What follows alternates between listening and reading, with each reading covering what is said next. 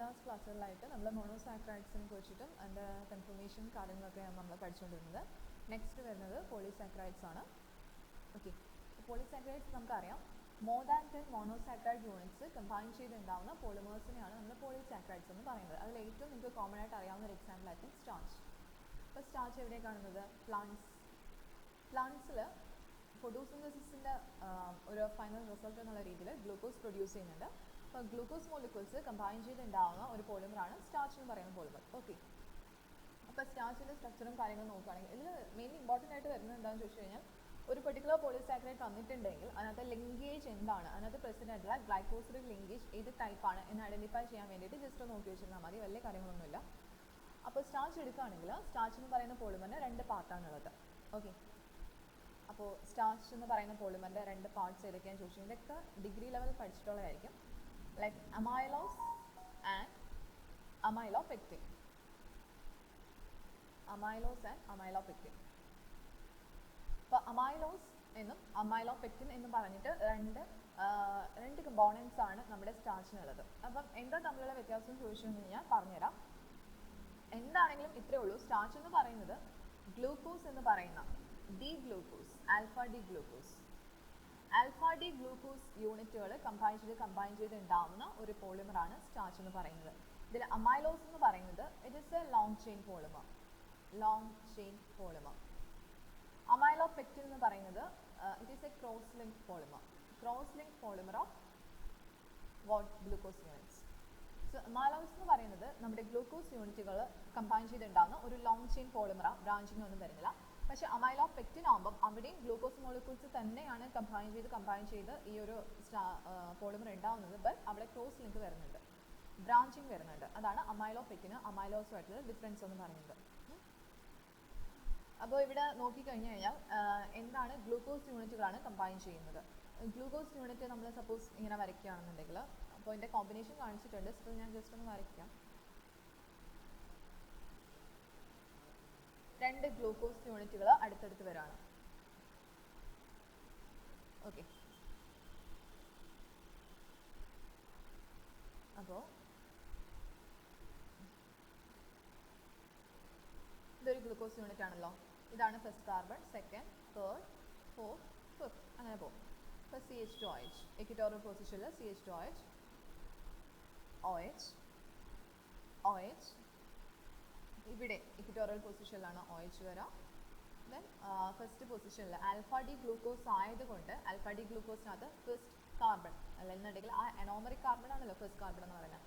അനോമറിക് കാർബണിനകത്ത് OH എവിടെ ആയിരിക്കും? ആക്സിലായിരിക്കും orient ചെയ്തിട്ടുണ്ടാവുക അല്ലേ. ബീറ്റ ഡി ഗ്ലൂക്കോസ് ആയിരുന്നെങ്കിൽ ഇത് ഇക്വിറ്റോറിയൽ പൊസിഷനിൽ പോയാൽ. അപ്പോൾ അതാണ് അത് തമ്മിലുള്ള വ്യത്യാസം. അപ്പോൾ ഇതുപോലൊരു ആൽഫ ഡി ഗ്ലൂക്കോസ് യൂണിറ്റ് വന്നിട്ടുണ്ട്. ഇത് തൊട്ടടുത്ത് വേറൊരു ആൽഫ ഡി ഗ്ലൂക്കോസ് യൂണിറ്റ് ഇങ്ങനെ വരാണ്. ഓക്കെ, അപ്പോൾ ആദ്യത്തെ ഗ്ലൂക്കോസ് യൂണിറ്റ് എങ്ങനെ വരച്ചോ അതുപോലെ തന്നെ രണ്ടാമത്തത് വരയ്ക്കാം.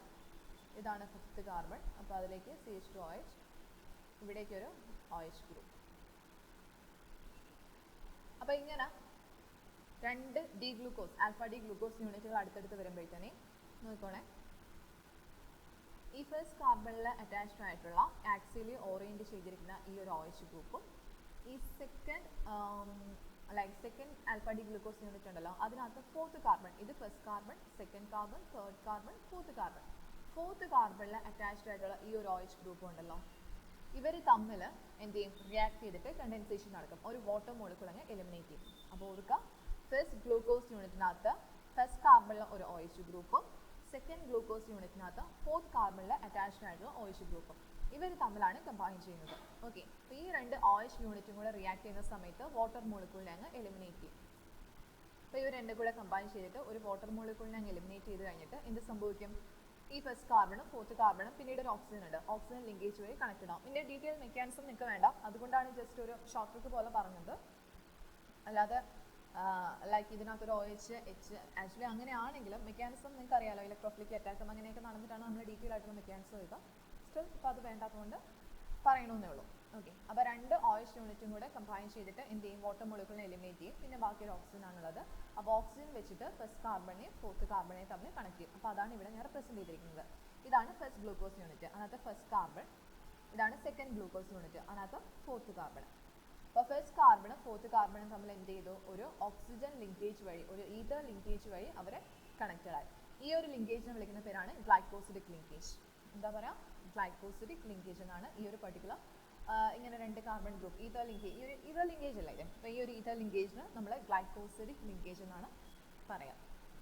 ഇനി എന്ത് ഗ്ലൈക്കോസിഡിക് ലിങ്കേജ് എന്ന് പറയുമ്പോൾ ആൽഫ 1,4- ഗ്ലൈക്കോസിഡിക് ലിങ്കേജ് എന്ന് പറയും. 1,4- എന്നുള്ളത് ഏതൊക്കെ കാർബൺസ് തമ്മിലാണ് കണക്ട് ചെയ്തിരിക്കുന്നത്, അല്ലെങ്കിൽ ഏതൊക്കെ കാർബണിൽ അറ്റാച്ച്ഡ് ആയിട്ടുള്ള OH ഗ്രൂപ്പുകൾ തമ്മിലാണ് റിയാക്ട് ചെയ്തിരിക്കുന്നത് എന്നാണ് നമുക്ക് സജസ്റ്റ് ചെയ്യുന്നത്. അപ്പോൾ ഇതിനകത്ത് ഫസ്റ്റ് ഗ്ലൂക്കോസ് യൂണിറ്റിനകത്ത് ഫസ്റ്റ് കാർബണും സെക്കൻഡ് ഗ്ലൂക്കോസ് യൂണിറ്റിന് നമുക്കിപ്പോൾ ഫസ്റ്റ് യൂണിറ്റിനകത്ത് ഫസ്റ്റ് ഗ്ലൂക്കോസിനകത്ത് നമ്മൾ 1, 2, 3 എന്ന നമ്പർ ചെയ്യുന്നുണ്ട്. സെക്കൻഡ് ആകുമ്പോൾ 1-, 2-, 3-, 4-.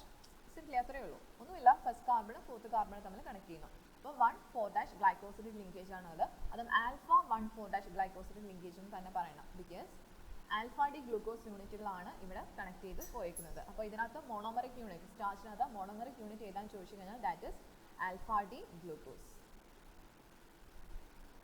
ഓക്കെ, ഇനി സെല്ലുലോസ് വരുമ്പോൾ മാറ്റമുണ്ട്. സെല്ലുലോസ് എന്ന് പറയുന്നത് ആക്ച്വലി എന്താണ്, ഈ ഗ്ലൂക്കോസ് യൂണിറ്റുകളുടെ ഒരു പോളിമർ തന്നെയാണ്. പക്ഷേ ഡിഫറൻസ് വരുന്ന ഇവിടെയാണ്. സെല്ലുലോസ് എന്ന് പറയുമ്പോൾ ബീറ്റാ ഡി ഗ്ലൂക്കോസ് യൂണിറ്റുകളാണ് തമ്മിൽ കണക്ട് ആവുന്നത്. ഓക്കെ, അപ്പോൾ അതുകൊണ്ട് എടുത്ത് പറയാം, സ്റ്റാർച്ചിനകത്ത് ആൽഫ ഡി ഗ്ലൂക്കോസ് യൂണിറ്റുകളാണ് ഇവിടുത്തെ മോണോമറിക് യൂണിറ്റ് എന്ന് പറയുന്നത്. ലിങ്കേജ് എന്ന് പറയുന്നത് ആൽഫ 1,4- ഗ്ലൈക്കോസിഡിക് ലിങ്കേജ് ആണ്. അപ്പോൾ ഈ ഒരു ചെയിൻ എക്സ്റ്റെൻഡ് ചെയ്ത് പൊക്കോണ്ടേയിരിക്കും. അപ്പോൾ ഇതിപ്പം സെക്കൻഡ് ഗ്ലൂക്കോസ് യൂണിറ്റിനകത്ത് ഏത് കാർബൺ, ഇവിടെ നോക്കിക്കഴിഞ്ഞാൽ ഇതാണ് സെക്കൻഡ് ഗ്ലൂക്കോസ് യൂണിറ്റിനകത്ത് ഫോർത്ത് കാർബൺ ഇയാളുമായിട്ട് റിയാക്ട് ചെയ്തു. ഇനി ഈ സെക്കൻഡ് ഗ്ലൂക്കോസ് യൂണിറ്റിനകത്ത് ഫസ്റ്റ് കാർബൺ ഫ്രീ ആയിട്ട് നിൽപ്പുണ്ട്. ഫസ്റ്റ് കാർബണില ഇതല്ലേ ഫസ്റ്റ് കാർബണില OH ഫ്രീ ആയിട്ട് നിൽപ്പുണ്ട്. ഈ ഫസ്റ്റ് കാർബണില OH എന്ത് ചെയ്യും, അടുത്തൊരു തേർഡ് ഗ്ലൂക്കോസ് യൂണിറ്റിനകത്ത് ഫോർത്ത് കാർബണില OH ആയിട്ട് റിയാക്ട് ചെയ്യും. അപ്പോൾ ഇവിടെ അടുത്ത 1,4- ഗ്ലൈക്കോസിഡിക് ലിങ്കേജ് ആയി. അപ്പോൾ ഈ ചെയിൻ ഇങ്ങനെ എന്ത് ചെയ്തുകൊണ്ടിരിക്കും, എക്സ്റ്റെൻഡ് ചെയ്ത് പൊയ്ക്കൊണ്ടേയിരിക്കും. ഓക്കെ, അപ്പോൾ അതാണ് ഈ കാണിച്ചിരിക്കുന്നത്. അപ്പോൾ ഇവിടെ എന്ന് പറയുമ്പോഴത്തേക്കും ഇതാണ് ഫോർത്ത് കാർബൺ. ഈ ഫോർത്ത് കാർബണിൽ OH എന്ത് ചെയ്യും, അടുത്തൊരു ഗ്ലൂക്കോസ് യൂണിറ്റിനകത്ത് ഫസ്റ്റ് കാർബണായിട്ട് കണക്റ്റഡ് ആയിരിക്കും. അതിങ്ങനെ ചെയിൻ എക്സ്റ്റെൻഡ് ചെയ്ത് അതുപോലെ അടുത്ത ഇവിടുത്തെ ഫസ്റ്റ് കാർബൺ എന്ത് ചെയ്യും, അടുത്ത ഫോർത്ത് യൂണിറ്റുമായിട്ട് കണക്റ്റഡ് ആയിരിക്കും, ഫോർത്ത് കാർബണായിട്ട് കണക്റ്റഡ് ആക്കും. അങ്ങനെ പൊയ്ക്കൊണ്ടേയിരിക്കും. അപ്പോൾ ഇതിനെ പറ്റി നോക്കിക്കഴിഞ്ഞാൽ ഒരു ഗ്ലൂക്കോസ് യൂണിറ്റിനകത്ത് ഒരു ആൽഫ ഡി ഗ്ലൂക്കോസ് യൂണിറ്റിനകത്ത് എത്ര OH ഉണ്ടായിരുന്നു, 5 OH ഗ്രൂപ്പ് ഉണ്ടായിരുന്നു. അതിനകത്ത് 2 OH ഗ്രൂപ്പും റിയാക്ട് ചെയ്യും. ഈ ഒരു ഗ്ലൂക്കോസ്, ഈ ഒരു പർട്ടിക്കുലർ ഈ ഒരു സെൻട്രൽ ഗ്ലൂക്കോസ് യൂണിറ്റിനെ ഞാൻ കൺസിഡർ ചെയ്യുകയാണെങ്കിൽ ഇതിനകത്ത് ഫോർത്ത് പൊസിഷനിലുള്ള OHും റിയാക്ട് ചെയ്തിട്ടുണ്ടാവും, ഫസ്റ്റ് പൊസിഷനിലുള്ള OHും റിയാക്ട് ചെയ്തിട്ടുണ്ടാവും. ബാക്കി എത്ര OH ഗ്രൂപ്പ് ഉണ്ട്, 1, 2, 3 OH ഗ്രൂപ്പാണ് ഓരോ ഗ്ലൂക്കോസ് യൂണിറ്റിനകത്തും ഫൈനലി പ്രസന്റ് ആയിട്ടുള്ളത്. എടുത്ത് പറയാൻ കാരണമുണ്ട്, കാരണം നമ്മൾ ഡെറിവേറ്റീവ്സ് പഠിക്കുന്നുണ്ട് ഇതിനകത്ത്. എന്നിട്ട് OHന് വേറെ ഗ്രൂപ്പ് വെച്ച് സബ്സ്റ്റിറ്റ്യൂട്ട് ചെയ്യുന്ന ഡെറിവേറ്റീവ്സ് വരുന്നുണ്ട്. അപ്പോൾ അതുകൊണ്ടാണ് പറഞ്ഞത് ഓരോ ഗ്ലൂക്കോസ് യൂണിറ്റിനകത്തും ആൽഫ 1,4 ലിങ്കേജ് വഴി കണക്റ്റഡ് ആയി കഴിഞ്ഞാൽ റിമൈനിങ് 3 OH യൂണിറ്റ് ആയിരിക്കും പ്രസന്റ് ആയിട്ടുള്ള. ഓക്കെ, അപ്പോൾ ഇതൊരു ചെയിൻ പോളിമറായിട്ടല്ലേ എക്സിസ്റ്റ് ചെയ്യുന്നത്. ഇങ്ങനെ കണക്ട് ചെയ്ത് അങ്ങ് പൊക്കോട്ടേ ഇരിക്കും. അതാണ് അമൈലോസ്. ഈ അമൈലോപെക്റ്റിൻ്റെ സ്ട്രക്ചർ നോക്കിക്കഴിഞ്ഞാൽ അമൈലോപെക്റ്റിനകത്തും സെയിം ആൽഫ ഡി ഗ്ലൂക്കോസ് യൂണിറ്റുകൾ തന്നെയാണ് കണക്ട് ചെയ്യുന്നത്. കാരണം സ്റ്റാർച്ച് ഉണ്ടാക്കിയിരിക്കുന്നത് ആൽഫ ഡി ഗ്ലൂക്കോസ് യൂണിറ്റുകൾ മാത്രം കമ്പൈൻ ചെയ്തിട്ടാണ്, അതിനപ്പുറത്തേക്ക് വേറെ ആരും വരുന്നില്ല. അപ്പോൾ അമൈലോപെക്റ്റിൻ എടുക്കുമ്പോൾ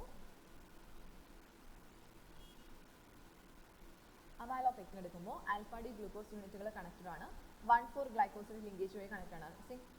ഇത് ഫസ്റ്റ് ഒരു ഗ്ലൂക്കോസ് യൂണിറ്റ് ആണ്, അതിനകത്ത് ഫസ്റ്റ് കാർബൺ. ഇത് സെക്കൻഡ് ഗ്ലൂക്കോസ് യൂണിറ്റിനകത്ത് 1, 2, 3, 4 ഇതെന്താ ഫോർത്ത് കാർബൺ. ഓക്കെ, അപ്പോൾ ഇവിടെ ഒരു 1,4 ഗ്ലൈക്കോസിഡിക് ലിങ്കേജ് വന്നു. ഇനി അടുത്തത് ഇതിങ്ങനെ എക്സ്റ്റെൻഡ് ചെയ്ത് പൊക്കോണ്ടേയിരിക്കും.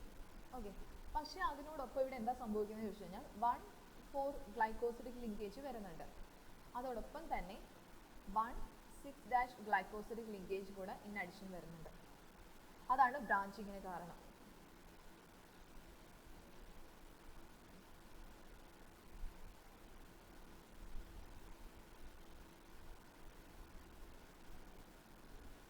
അപ്പോൾ ഇവിടെ നോക്കിക്കഴിഞ്ഞാൽ ഈ 3 യൂണിറ്റ്സ് വരുന്ന ഈ ഒരു ചെയിനെ കൺസിഡർ ചെയ്ത് കഴിഞ്ഞാൽ ഇതെന്താ 1,4 ഗ്ലൈക്കോസിഡിക് ലിങ്കേജ് വഴി കണക്ട് ചെയ്ത് പോകുന്ന ഒരു അമൈലോസിൻ്റെ ചെയിൻ ആണ്. നേരത്തെ പറഞ്ഞ അമൈലോസിൻ്റെ ചെയിൻ ലോങ് ചെയിൻ ആണ്. പക്ഷേ ഇതിൻ്റെ ഇടയ്ക്ക് എന്ത് സംഭവിക്കുമെന്ന് വെച്ച് കഴിഞ്ഞാൽ ഇങ്ങനെ ഒരു ചെയിൻ എക്സ്റ്റെൻഡ് ചെയ്ത് പോകുന്നു 1,4 ലിങ്കേജ് വഴി. ഇങ്ങനെ ഒരു ചെയിൻ എക്സ്റ്റെൻഡ് ചെയ്ത് വരാമെന്ന് വിചാരിച്ചു, 1,4 ലിങ്കേജ് വഴി വരികയാണ്.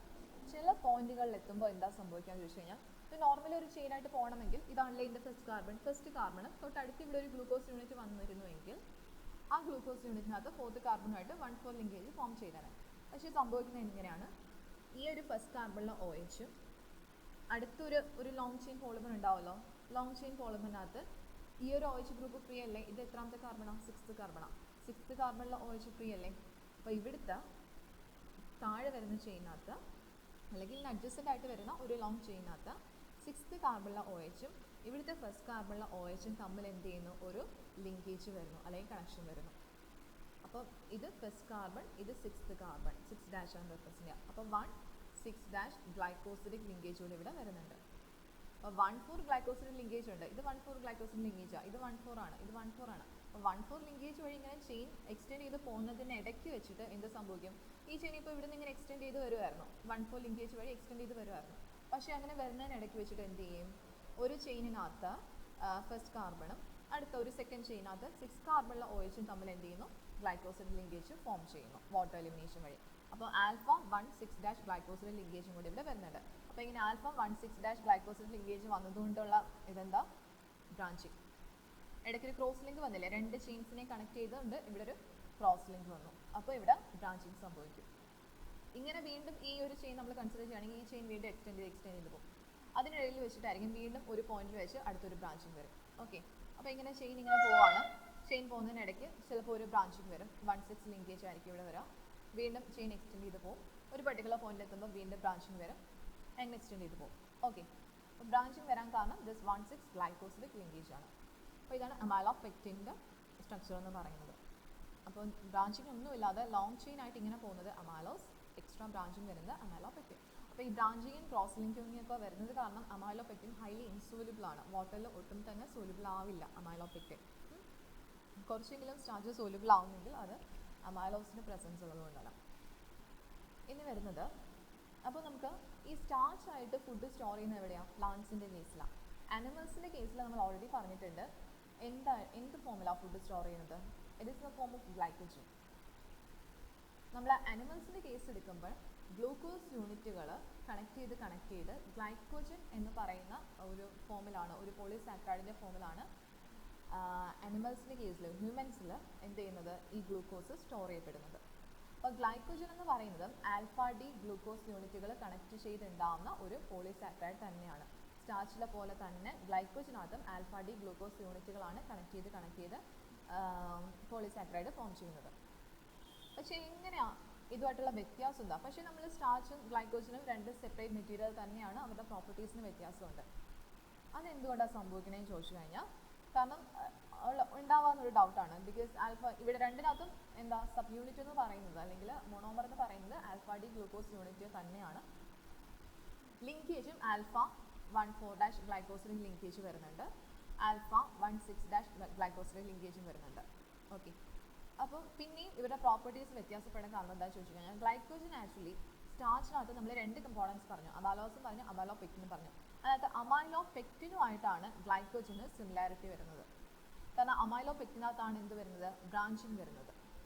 ഓക്കെ, അമൈലോപെക്റ്റിൻ എന്ന് പറയുന്നത് ഹൈലി ബ്രാഞ്ച്ഡ് ആയിട്ടുള്ള ഒരു പോളിമറാണ്. അപ്പോൾ ബ്രാഞ്ചിങ് വരുന്നത് എവിടെയാണ്, അമൈലോപെക്റ്റിനകത്താണ് ബ്രാഞ്ചിങ് വരുന്നത്. അപ്പോൾ ഈ അമൈലോപെക്റ്റിനുമായിട്ട് ഐഡന്റിക്കൽ ആയിട്ട് വരുന്ന ആളാണ് ഗ്ലൈക്കോജൻ എന്ന് പറയുന്നത്. അപ്പോൾ ഗ്ലൈക്കോജനകത്തും ആൽഫ ഡി ഗ്ലൂക്കോസ് യൂണിറ്റുകൾ കണക്റ്റഡ് ആയിട്ട് ഇടയ്ക്കിടയ്ക്ക് ബ്രാഞ്ചിങ് വരുന്നുണ്ട്. അപ്പോൾ 1,4 ഗ്ലൈക്കോസിഡിക് ലിങ്കേജും ഉണ്ട്, അതോടൊപ്പം തന്നെ 1,6 ഗ്ലൈക്കോസിഡിക് ലിങ്കേജും ഉണ്ട്. ജസ്റ്റ് ഒരു കമ്പാരിസന് വേണ്ടിയിട്ട് ഒരു ഫിഗർ കാണിച്ചിരിക്കുന്നത്. അപ്പോൾ ഇതിനകത്ത് അമൈലോപെക്റ്റിൻ്റെ സ്ട്രക്ചർ, അമൈലോപെക്റ്റിനകത്ത് എന്ന് പറയുമ്പോൾ ഈ ഓരോ ഡോട്ടും കാണിച്ചിരിക്കുന്നത് ഓരോ ഗ്ലൂക്കോസ് യൂണിറ്റ്. അപ്പോൾ ഗ്ലൂക്കോസ് യൂണിറ്റുകൾ ഇങ്ങനെ കണക്ട് ചെയ്ത് ഇങ്ങനെ ചെയിനായിട്ട് വരുമ്പോഴായിരിക്കും ഇടയ്ക്കിടെ ഇവിടെ വരച്ചൊരു ബ്രാഞ്ചിങ് വന്നു. പിന്നെയും ചെയിൻ എക്സ്റ്റെൻഡ് ചെയ്ത് പോകുമ്പോഴായിരിക്കും അടുത്ത പോയിന്റ് വെച്ച് വേറൊരു ബ്രാഞ്ചിങ് വരുന്നത്. അപ്പോൾ ഈ ചെയിനും ഇങ്ങനെ എക്സ്റ്റെൻഡ് ചെയ്ത് പോകുന്നതിൻ്റെ ഇടയ്ക്ക് ഇതാ വീണ്ടും ഒരു ബ്രാഞ്ചിങ്. ഓക്കെ, അപ്പോൾ ഈ ബ്രാഞ്ചിങ് വരുന്നിടത്തൊക്കെ ഓർത്തോടെ എന്താണ് 1,6 ഗ്ലൈക്കോസിൻ ലിങ്കേജ് എക്സ്ട്രാ അവിടെ കയറി വന്നിട്ടുണ്ട്. അപ്പോൾ അതുകൊണ്ടാണ്. അപ്പോൾ ഇതാണ് അമൈലോപെക്റ്റിൻ്റെ സ്ട്രക്ചർ, ഇതാണ് ഗ്ലൈക്കോജൻ്റെ സ്ട്രക്ചർ.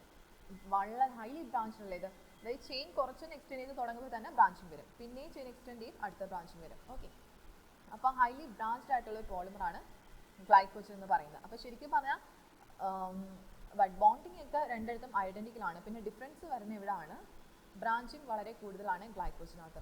അപ്പോൾ ശരിക്കും പറഞ്ഞാൽ നമ്മൾ അമൈലോപെക്റ്റിനകത്ത് ഒരു 25 ഗ്ലൂക്കോസ് യൂണിറ്റുകൾ കഴിഞ്ഞിട്ടായിരിക്കും ഒരു ബ്രാഞ്ച് ഫോം ചെയ്യുന്നത്. അതായത് 1, 2, 3 ഇങ്ങനെ കുറേ ഗ്ലൂക്കോസ് യൂണിറ്റുകൾ കണക്ട് ചെയ്ത് ഒരു 10-25 ഗ്ലൂക്കോസ് യൂണിറ്റുകൾ വൺസ് അമൈലോസിലെ പോലെ ഒരു ലോങ് ചെയിൻ ആയിട്ട് കണക്ട് ചെയ്ത് കഴിയുമ്പോഴായിരിക്കും ഒരു ബ്രാഞ്ചിങ് ഒബ്സർവ് ചെയ്യുന്നത്, ഒരു ബ്രാഞ്ചിങ് വന്നു.